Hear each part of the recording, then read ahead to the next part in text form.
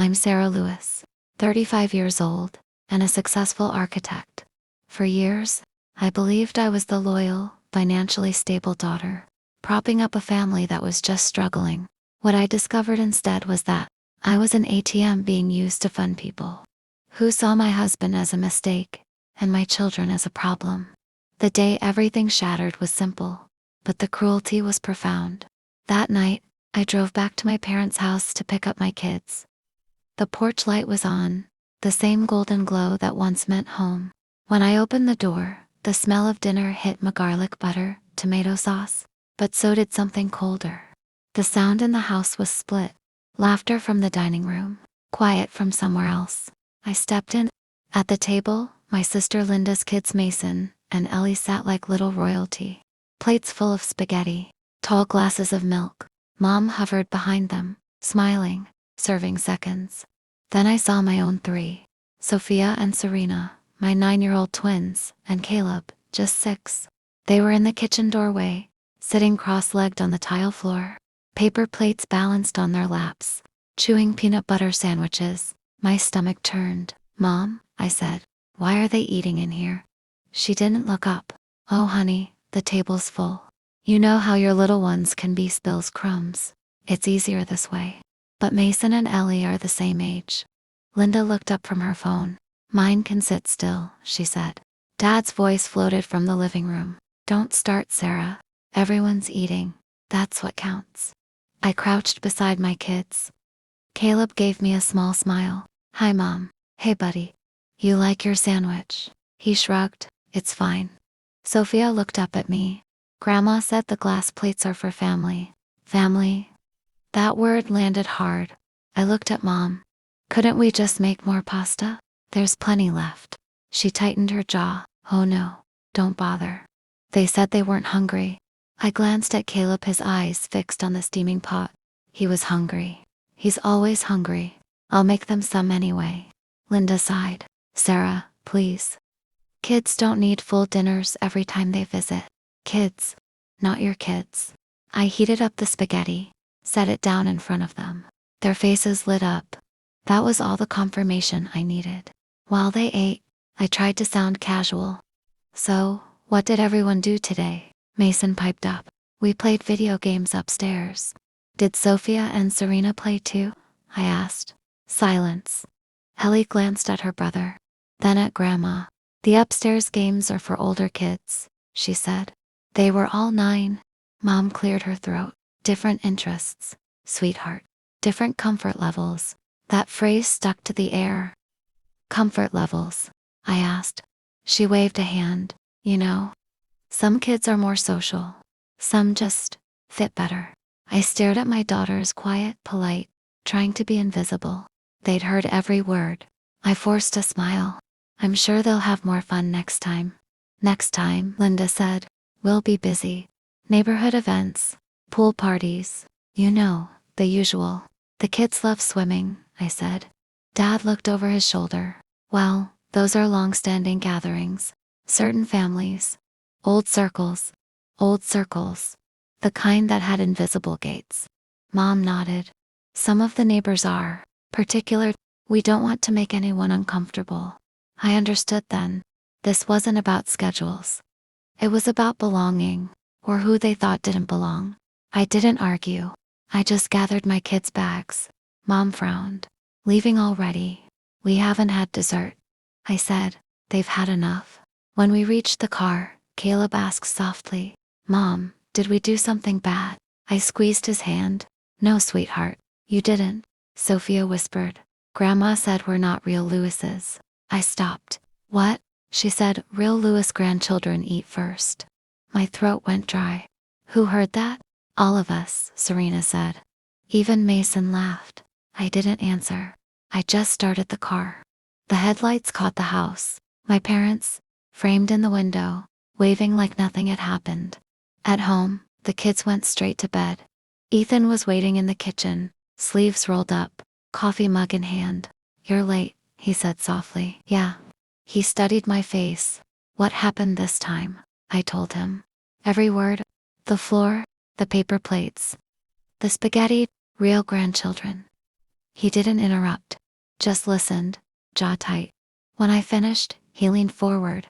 Sarah, you have to stop pretending this is normal. They're my parents, and those are your kids. And they're teaching them they don't belong at their own grandparents' table. I swallowed hard. They don't mean to. He cut me off gently. Maybe not, but they mean what they say. You heard them.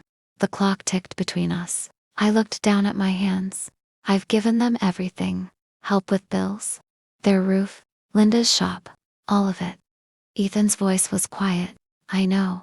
And they still act like you, and our kids are second tier. He paused. You can love them and still walk away. I didn't answer, because deep down, I knew he was right. I kept seeing Caleb's paper plate, Sophia's empty eyes, Serena whispering Rhea Lewis's. That night, something inside me shifted. The peacekeeper in me started to crack. I didn't know it yet, but I was done being the daughter who kept everyone else comfortable. The next few days I tried to shake it off, tried to believe I was overreacting, that my parents were just old-fashioned, that maybe I'd read too much into it. But something kept replaying in my mind. Sophia's voice. Grandma said we're not real, Louisa. Those words didn't fade. They grew louder. By Thursday, I couldn't ignore the feeling anymore. I stopped by my parents' house again after work. No kids this time. Just me. Mom opened the door, surprised. Sarah, twice in 1 week. What a treat. Her voice was light, like she'd already rewritten the story of that dinner. Yeah, I said. I thought we could talk. She smiled, that brittle kind of smile that never reached her eyes. Of course. Coffee. We sat at the kitchen table, the same table my children weren't allowed to sit at. She poured herself a cup, black, and mine half cream, half guilt. I didn't waste time. Mom, what did you mean when you said real Lewis grandchildren eat first? She blinked, feigning surprise. Oh, sweetheart, I don't remember saying that. You said it to the twins. I think you're misunderstanding. I might have said little ones eat later. You know how things get twisted. I watched her stir sugar she didn't need into her coffee. That's what she did when she lighted sweetness to cover the taste. Mom, I said quietly. I was there. I heard it. Her eyes flicked up, sharp for just a second. Then she sighed. Sarah, you know people talk. We just don't want to make things complicated with the neighbors. The neighbors? She looked toward the window, as if someone might be listening. You know how they are. They notice everything. Your husband, he doesn't exactly blend in around here. My chest tightened. What's that supposed to mean? I'm just saying. Some people like familiarity, tradition. It's not personal. Not personal. My children are part of this family. Of course they are, she said quickly. We love them. But you have to understand. Some people, I don't care about some people. Her tone shifted. Sarah, please. You've always been so sensitive. It's not that serious. That word again, sensitive. Every time I caught them doing something wrong, I became the problem for noticing. I set my cup down. You know, it's funny. I keep paying your bills, but somehow, I'm the one who doesn't fit in. Her expression changed just slightly. Guarded, calculating. Sarah, she said softly, we're family. You help because you want to. No one's forcing you. I almost laughed. She was right. No one had ever forced me. They didn't need to. They'd raised me on emotional debt. Guilt was their currency. I left soon after. Her last words followed me out the door. Don't ruin relationships over misunderstandings. That night, Ethan was at the dining table, going through some receipts. Hey, he said without looking up. Did you know we paid for your parents' roof repair again last month? What? He held up a folder. Auto transfer. Same contractor as 2 years ago. I sat down slowly. They said that was a one-time thing. He sighed. Sarah, look at this. Property tax, home insurance, Linda's boutique invoice, your names on all of it. My stomach sank. How long? He flipped another page. 8 years. I stared at the numbers. Every favor I'd done had turned into a bill with my name on it. Ethan leaned back, quiet for a moment. Do you realize how much you've given them? I shook my head. I never kept count. Maybe you should. He pushed the folder toward me. The total glared from the bottom of the page. $118,000. I couldn't breathe. It started small, I whispered. $50 here, a few hundred there. Then Mom's medical bills, Dad's car loan, Linda's business investment. Ethan's voice softened. They've been living off you. I wanted to deny it, but the math didn't lie. He reached for my hand. You've always tried to fix things with generosity, Sarah. But generosity doesn't change people who think they're entitled. I sat there in silence, the weight of 8 years pressing down. Every dollar, every helping hand, had been a leash. Finally, I said, I think I need to see exactly how deep this goes. Ethan nodded. I'll help you. The next morning, I called my mom again. Hey, I said. I was looking through some of my accounts. Can we meet later? I have some questions. Of course, she said quickly. We can talk when your father gets home. Her voice had that rehearsed calm. Again, the kind people use when they know they've been caught but aren't ready to admit it. When I pulled into the driveway that evening, I noticed something strange. The curtains were drawn. The TV was on, but low, and voices hushed quick came from the kitchen. I stood by the door, unseen. Linda's voice first. She's getting suspicious. Ethan's probably behind it. Dad's voice next. Doesn't matter. She won't do anything. She never does. Mom's soft laugh. She'll come around. She always does. She's too soft. Soft, that's what they called me. They had no idea softness could turn sharp. I stepped back quietly before they saw me. Got in my car, and drove home. That was the moment I stopped trying to be the good daughter.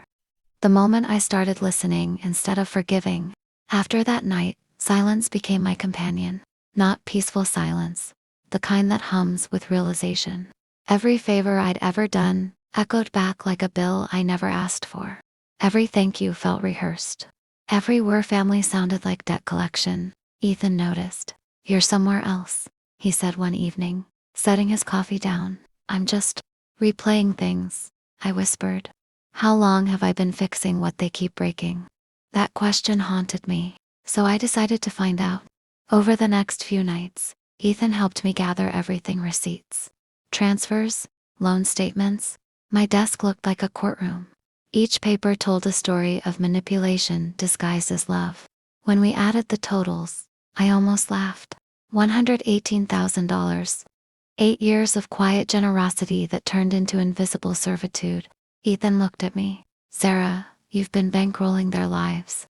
I swallowed hard. And buying their approval, I said softly. And they still think your kids don't belong. Something inside me shifted. The ache turned solid, like resolve. The next morning, I called the bank to confirm a few transfers.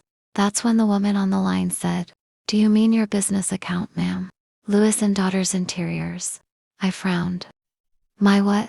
Lewis and Daughters Interiors, she repeated. Joint account? Linda Lewis and Sarah Lewis. You're the guarantor. For a moment, I couldn't breathe. My sister had used my name, my credit, my trust, to start her boutique. That evening, I confronted Ethan with the documents.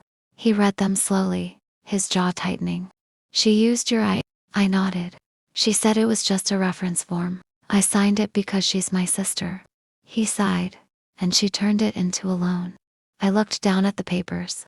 Guess I was the real business partner, just without a profit. 2 days later, I went to Linda's shop. The bell chimed as I entered. Lavender candles, white walls, soft music. She looked up cheerful. Well, look who it is. My investor. I blinked. Investor? She smirked. You think I don't know who keeps this place alive? I felt something cold rise in me. Be careful, Linda, I said quietly. Some paperwork bites back. Then I walked out before I could say more. That night, my phone buzzed. A message from Mom. Don't forget Dad's birthday next month. We'll need you to book the restaurant again. They didn't ask if I'd pay. They assumed, like always. And that was the moment I knew this wouldn't end with words. Ethan looked at the message and raised an eyebrow. You're really going to do it again? I smiled faintly. Oh, I'm definitely doing something. The next week, my twins came home from school, quieter than usual. Sophia handed me a folded invitation, Mason's birthday. Every cousin's name was printed, except theirs. Grandma said it's not really our crowd, Serena murmured. That broke me more than the $118,000 ever could. I knelt and took their hands. Listen to me. You are worth more than any crowd. And don't let anyone make you feel like guests in your own family. They nodded. But their eyes carried the same question mine did. Why aren't we enough? That night, I opened the boutique's contract. Buried in fine print was a clause. Primary guarantor may dissolve the partnership, at will, with 30 days notice. 30 days. Exactly the time left before my father's birthday dinner. I smiled for the first time in weeks, not out of spite, but clarity. If they wanted to treat me like a wallet, I'd close the account. The next morning, I called my lawyer. I need to dissolve a business partnership, I said. He asked for the name. Lewis and Daughters Interiors, I replied. He paused. In your relation to Linda Lewis? I exhaled slowly. Blood, unfortunately. By evening, the documents were ready. One signature my own, to free myself from the illusion of family loyalty. A few days later, Linda called me in a panic. Why did you terminate the lease? Are you insane? I stayed calm. You should have thought of that before using my name. You're overreacting. This will ruin me. Maybe now you'll understand what ruin feels like. Her voice cracked. You can't just walk away from family. I'm not walking away, I said softly. I'm walking back to myself. And for once, I hung up first. After that, the calls came nonstop. Mom, Dad, Linda all spinning stories, demanding explanations. But I didn't answer. Because silence, I realized, was the only language they'd never learned to control. That night, Ethan found me sealing an envelope. What's that? He asked. The truth, I said. He smiled gently. Then it's about time they heard it. I nodded. Tomorrow would be Dad's 70th birthday. A grand dinner they expected me to fund. And the perfect stage for me to stop being the family's silent provider and finally become the woman they never saw coming. The morning of the party, my phone buzzed nonstop. Mom's messages filled the screen like confetti of control. Make sure the catering is confirmed, Sarah. Linda's handling the guest list, just send her the money. Your father wants the blue suit pressed. He says you always take care of these details. I didn't reply. Instead, I scrolled through my own list, the one Ethan and I had made the night before. Not of food or decorations, but of boundaries. Of what we were willing to do and what we would never do again. Ethan caught my eye over his coffee mug. You're sure about this? I nodded. It's time. He smiled. Then let's make sure the show goes exactly the way you planned. The party was set at a rented banquet hall. Ironically, the same one I'd paid for 3 years ago for Linda's wedding rehearsal dinner. I arrived early with my kids, each dressed neatly, their eyes bright with anticipation. Mom, Noah whispered, will Grandpa be nice today? I smiled softly. Let's find out. Inside, the air was thick with chatter and cologne. Relatives I hadn't seen in months hugged Linda like a celebrity and barely nodded at me. The buffet tables glistened. The stage was set with a giant Happy 70th, Leonard Lewis banner. Linda, in her glittering dress, approached me with a grin too polished to be kind. Sarah, you made it. Don't worry about anything. I handled the decorations. You just covered the bill at the end, okay? Her words were sugar-coated knives, but I only smiled. Of course, Linda. It's your big moment too, isn't it? Her brow furrowed slightly. She wasn't sure if I was teasing. Ethan gave my hand a reassuring squeeze. He knew this wasn't a birthday dinner. It was a reckoning. When Dad walked in, everyone cheered. He looked older, but proud, a patriarch basking in the illusion of a united family. He hugged Linda first, then Mom. When he reached me, his hug was brief, polite. You didn't have to go through all this trouble, Sarah, he said. I know, I answered softly. I didn't. He frowned but moved on. The speeches began. Linda gave a heartfelt one about how Dad had always believed in her entrepreneurial spirit. Mom added a teary tribute about family unity. And through it all, I watched, quiet and patient, my heart steady. Finally, someone announced, let's hear from Sarah, the one who made this beautiful evening possible. A round of applause. Eyes turned to me. the same eyes that had looked past me for years. I stood, walked to the microphone, and smiled. Dad, I began. You've always taught me that family is about responsibility, about keeping promises, about being there for each other. He nodded proudly. The crowd murmured in agreement. So tonight, I wanted to make a promise of my own. I paused, my gaze sweeping across the room. From today, I'm done funding the illusion of family. The room stilled. I heard a fork drop. Mom blinked rapidly, her smile faltering. I continued, calm and clear. For years, I've supported everyone here, paid bills, covered debts, co-signed loans. I did it out of love. But somewhere along the way, love turned into obligation. Kindness turned into currency. Linda shifted uncomfortably. Sarah, this isn't the time. It's exactly the time, I said, my voice firm but even. I turned toward her. Your boutique loan. It's under my name. The payments you've missed, I've been covering them. But not anymore. A few gasps rippled through the room. Then to my parents. Mom, Dad, I adore you both. But guilt isn't love. You taught me family means giving. But you forgot it also means gratitude. Mom's face tightened. Are you trying to embarrass us? No, I said softly. I'm just setting the record straight. I reached into my bag and pulled out a small folder.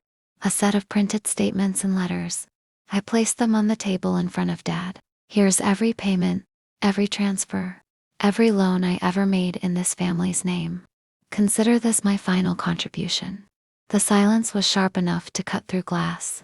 Dad stared at the papers, speechless. Linda's cheeks flushed crimson. Someone coughed awkwardly near the buffet. Finally, Ethan spoke from our table, his voice calm but sure. I think what Sarah's trying to say is, it's time everyone stands on their own feet. That's what real family pride should look like. My mother's eyes glistened, not with remorse, but with wounded pride. You're making a scene. I smiled gently. No, Mom, I'm ending one. I turned to my children, sitting quietly in the corner. They looked at me with something I hadn't seen before, admiration, not because I'd stood up to their grandparents, but because for the first time, I'd stood up for us. As the evening dissolved into murmurs, I walked out of the hall. Ethan followed, our kids close behind. Outside, the night was cool. A soft breeze cutting through the heavy air of expectation I'd carried for years. Behind me, I heard voices, confusion, anger, disbelief. But they faded with each step I took toward the car. I wasn't walking away from family. I was walking back toward myself. Ethan opened the car door for me. You handled that with grace, he said. I looked at him, a small smile forming. Grace is the quietest kind of revenge.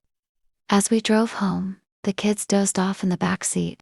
Streetlights slid across their faces like gentle spotlights. Symbols of a future, unburdened by inherited guilt. For the first time in years, the night didn't feel heavy. It felt earned. I rested my head against the window, watching the city drift by. Tomorrow, the fallout would come. The calls, the guilt, the silence. But tonight, there was peace. A simple, undeniable peace that comes when a woman finally reclaims her worth. And in that quiet drive home, one thought repeated in my mind like a prayer. They wanted a provider. They got a mirror. The next morning, the house was quiet. No buzzing phone. No guilt-laced messages from Mom. Just the soft hum of rain against the windows. The kind of rain that washes away everything old, leaving space for something honest.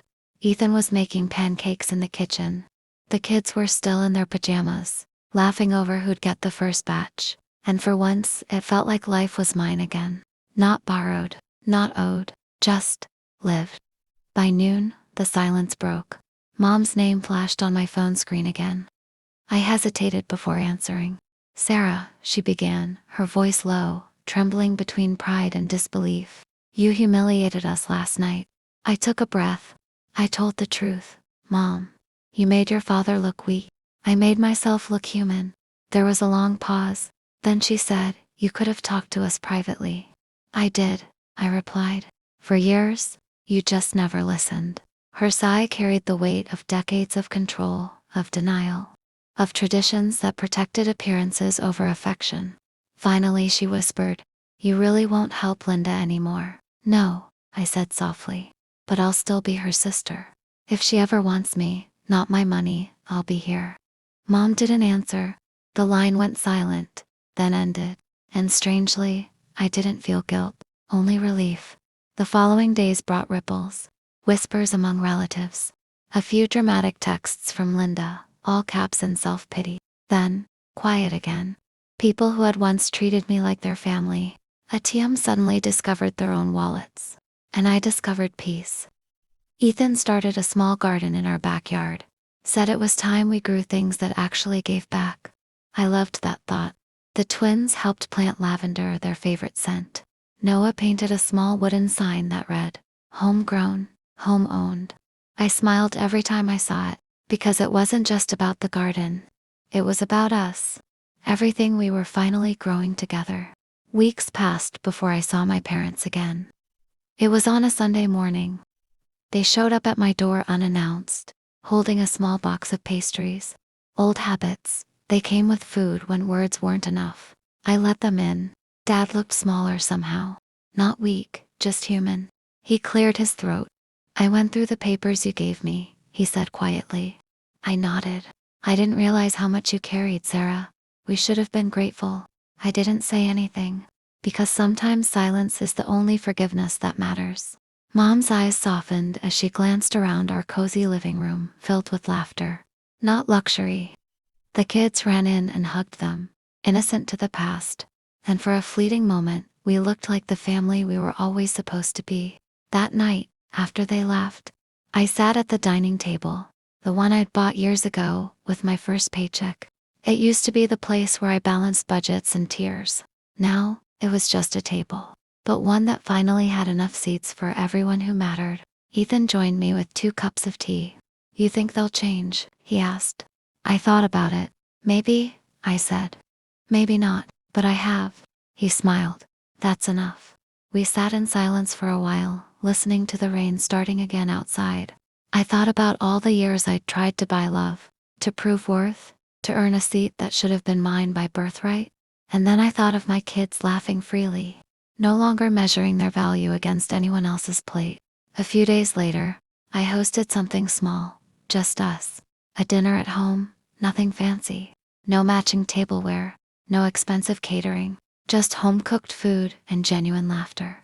As we sat down, I looked at the table, mismatched plates, uneven candles, noisy kids, and my heart swelled, because for the first time, everyone ate first. No favoritism, no silence. Just family, the kind that feeds you with love, not expectations. Noah raised his glass of orange juice like a tiny gentleman. "To Mom," he said proudly, "for being the strongest person I know." I laughed, blinking back tears. Ethan smiled at me, that quiet, steady kind of pride. And for the first time in my life, I believed it. I was strong, not because I'd fought them, but because I'd chosen myself. Later that night, I sat outside under the stars. The air was still peaceful. I thought about everything that had happened, the confrontation, the silence, the rebirth, and I realized something. You can love your family deeply and still walk away from their patterns. You can set boundaries and still have a heart. You can lose their approval and still find your peace. Because peace isn't given, it's reclaimed. So if anyone ever asks me why I did it, why I stood up that night and broke the illusion, I'll tell them this. I didn't do it to embarrass anyone. I did it so my children would never think love had a price tag. So they'd know that respect isn't earned through sacrifice, but through some. And maybe, years from now, when they sit at their own tables, they'll remember this one. The night their mother finally stopped being the family's silent provider, and became the woman who built a new table where everyone had a place. This story was from Revenge Repaid, where strength speaks softly, and peace is the sweetest payback.